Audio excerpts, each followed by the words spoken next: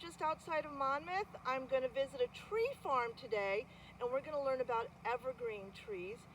And you might see Mrs. Green making a Christmas wreath. Well, hey kids, how are you? My name is Dave, and I love growing trees. This tree right here is the #1 selling Christmas tree in the United States. It's called a Scotch pine. And folks really love a Scotch pine because you take an ornament and you put it on there, and it's stiff enough that it holds the ornament in place, keeps it shaped.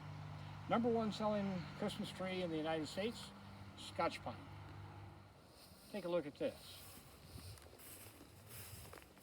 And right here, kids, we have the bud, the different buds. Those buds next year will be this right here.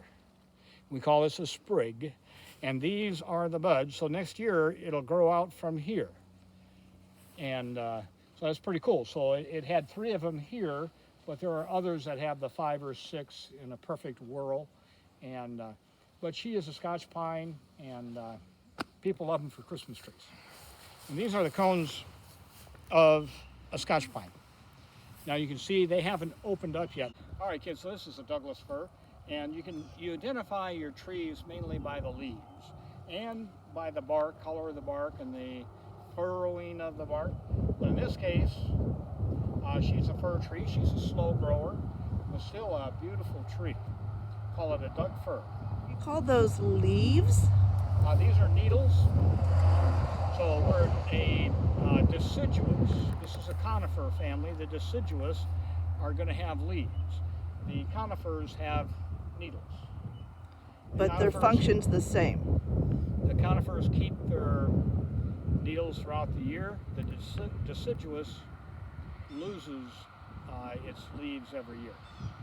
So their job, whether it's a deciduous tree or a conifer tree, the job of those leaves is to make food for the tree, right? That's right. Kids, this is a Colorado blue spruce. Beautiful tree. And for Christmas trees, we do what's called shearing. Mainly we do it in June. I'm going to give you an example of shearing. Years ago, we used to use a clipper, and we'd clip these branches that are kind of like going everywhere, and make a real nice tree. Now I want you to look at this tree, and when I get done, take another look.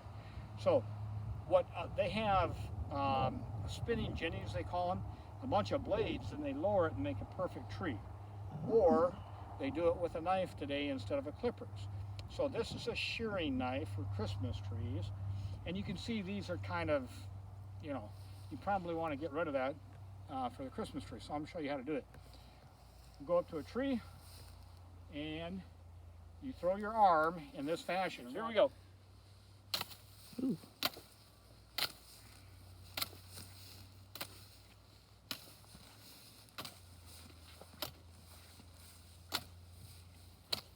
Now she's beauty.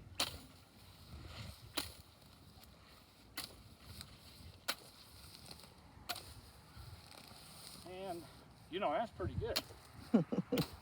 I'd say. Now, isn't that a better looking Christmas tree? That is a Colorado blue spruce. And what we did is called shearing, shaping the tree. The pines are longer needled. The white pine's very soft. The spruce and the firs are very short needle, and it helps us identify the tree. But it's very short needle. It's got a little bit of a bluish green tint to it. And that also helps me determine that this one is a Colorado blue, because I've got a couple spruces here. So how long did it take for this tree to grow that big from a seedling? That's a good point. Because this tree is probably 12 years old. Wow. Where a white pine or a Scotch pine to get the same height is half the time. You see it had a good year for growth though. From here is last year's growth. That's good. Sometimes you only get about 8 inches. That's why it takes quite a while to grow the spruce. Okay guys, hey, this is called a white pine. Very soft needle. Not the favorite for a Christmas tree, but makes a real nice Christmas tree when they dry out. This one's kind of wet. But on the white pine, this tree is native to the state of Illinois. And it had at times grown to 3 or 4 feet in diameter, 125 feet tall at maturity. And when they were breaking the frontier and the settlers came through, it's this tree that they made most of their cabins out of because it's got a very straight trunk. And but then the cabins rotted out, and they took a lot of the Scotch pine. So I think today in the state of Illinois, there's only one true stand of white pine trees, natural, native, and that is in Oregon, Illinois. It is White Pine State Park, and you can go see those.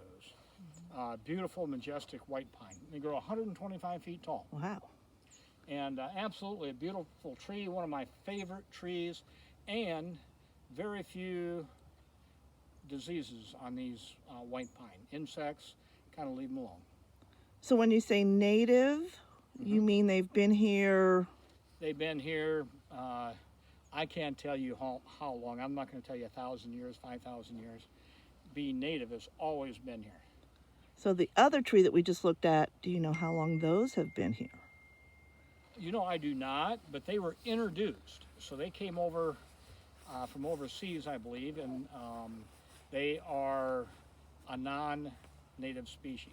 So that means somebody had to bring the seeds here and then they bought plant them. probably the seedlings. Seedlings, okay. Yeah, not seeds, seedlings, and they were planted, and they found them to be very good. The Scotch pine, very good for Christmas trees. And how big is a seedling? Well, come on, I'll show you what I'm talking about. So these are little white pine that I planted 2 years ago as a little seedling. I don't know about that long. And you see how they've grown. This is right here, from right here to right here. This is last year's growth. This from here to here is last year's growth.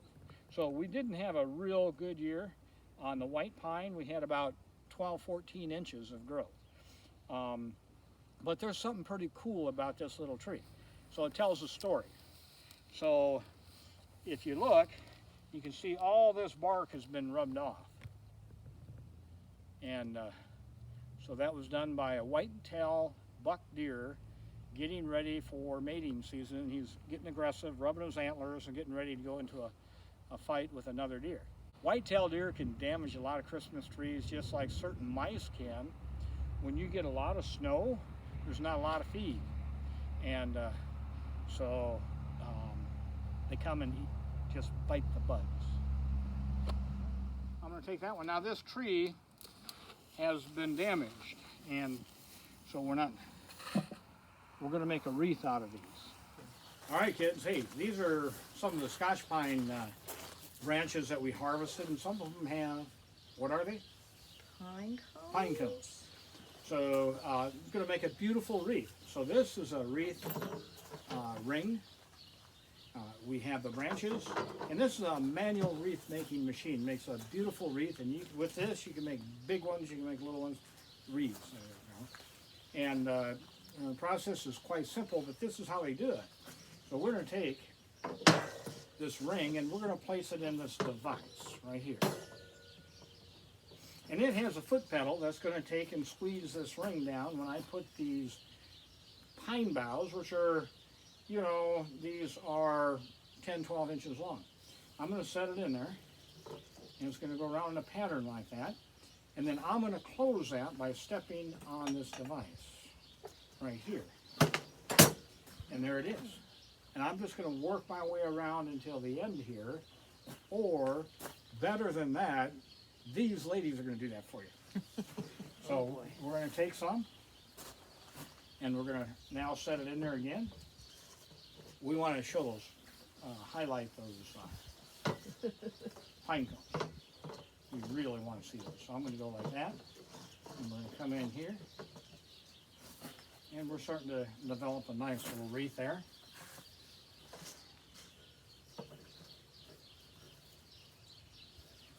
Yeah, I think we need that there. And it's just a judgment call. However you want to do it, you make it look pretty. And there we are. And we continue to work that around. You got to see those pine cones. I'll get those out front. Okay, now we're going to go to the next one. And we're going to lay a bough in there. right here. Pretty one. We're going to lay that in there. Like that. Like that, right there. Got it. We'll lay it like that. And we're going to close that puppy up. That's all we need right there. Too much? Do we want it to kind of... See, this is where these ladies are far better at this than I am. They're already thinking about the way it needs to turn out. I'm going to help them out a little bit if that's Yeah, okay. yeah. We'll do the design part. You can do the engineering part. How's that? Tuck that right there. Okay. Kind of beautiful. Okay. Okay, now I push the pedal. Nice and easy. Yep. Okay, your fingers aren't in there, are they? No, I'm good. Take it down. There. Oh. Yeah. Rotate it to the next Okay. one.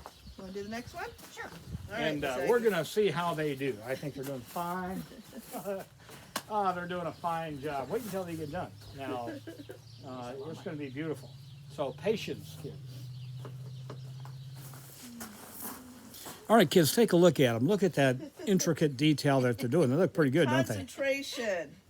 And, kids, this is Mrs. Green. Yes. And we have Miss Aggie. Miss Aggie. Miss Aggie.